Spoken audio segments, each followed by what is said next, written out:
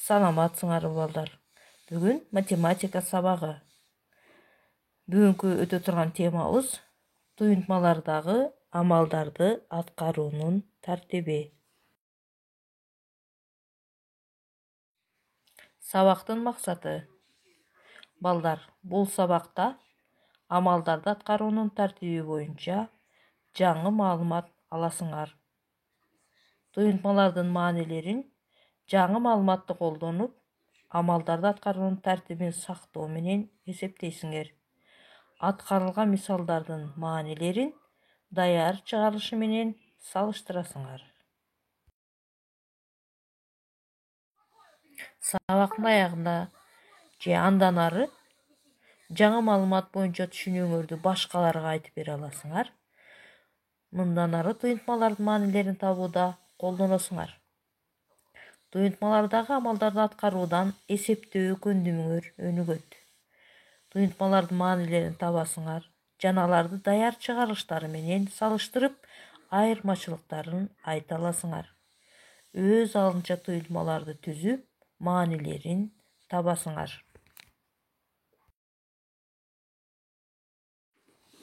Амалдарды аткаруунун тартибин колдонуп, окуу китебибиздеги 998 мисалдарды карайлы.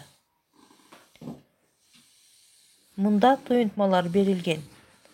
Амалдарды аткаруунун тартибин эске алып, маанилерин эсептөө зарыл. Ал үчүн кашаалардын ичиндеги амалдарды аткарып алып, андан кийин кашанын сыртындагы амалдарды аткарабыз.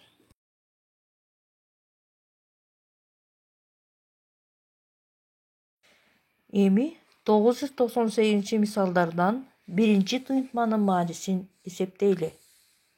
Кашаанын ичиндеги 481ден 215'ti алсак 266 калат. Кашаанын сыртындагы 865'тен 266'ны алсак 599 калат. Балдар, силерде да 599 келип чыктыбы? Анда эмесе калган туйынтмалардын маанилерин салыштырып көргүлө. Окуу китебибиздеги 999 мисалдарды аткаралы. Балдар, көңүл бөлүп жакшылап карап көрсөңөр. Биринчи катардагы амалдар бир өңчө кемитүү же кошуу амалдарынан турат экен. Ал эми экинчи саптагы мисалдар болсо кошуу жана кемитүү амалдарынан турат. Кантип аткарабыз деп ойлойсуңар? Бул жерде бүгүнкү биздин жаңы темадагы эреже турат. Башкача айтканда, туйынтма жалаң кошуу же кемитүү амалдарынан же экөөнөн тең турса, анда амалдар солдон оңду карай берилген тартипте аткарылат деген эреженин негизинде берилген туйынтмалардын маанилерин солдон оңду карай ирети менен аткаргыла.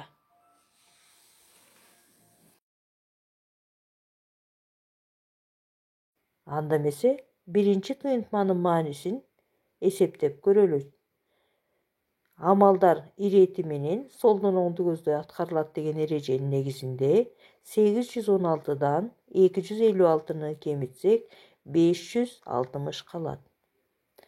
560'тан 342'ни алсак 218 келип чыкты. Эми калган туйынтмалардын маанилерин сиздердеги туйынтмалардын маанилери менен салыштырып көргүлө. Балдар, эрежени ар дайым эсте сактоо зарыл. Мисалдар кошуу жана кемитүү же экөөнөн тең турса, анда алар солдон оңду карай ирети менен аткарылат. Ушул эрежени колдонуп, амалдарды аткаргыла.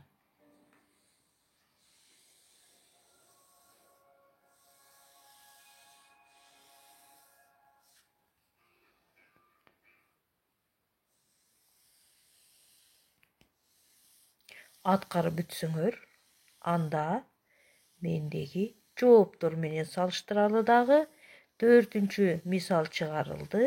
Мына ошол чыгарылышты дагы салыштырып көрөлү. 7800 кемитүү 976 кошулган 1247. Демек, эрежени колдонсок, солдон оңду көздөй аткарышыбыз керек. Биринчи, 7800дөн 976-ны алсак, 6824. 6824-кө 1247-ни кошсок, 8071-ди алдык. Балдар, сиздердики да ушундайбы? Окуу китебиндеги 1003-чү мисалдарды аткаралы. Мында бизге тааныш туюнтмаларда кашалар берилиптир. Балдар, бул убакка чейин мындай туюнтмалардын маанилерин эсептеп таап өнүккөнбүз. Кана эмесе, бул туюнтмалардын маанилерин өз алдыңарча тапкыла. Азаматсыңар балдар. Үйгө тапшырма. Биринчи, бүгүнкү туюнтмалардын маанилерин табууда кандай айырмачылыктар болду?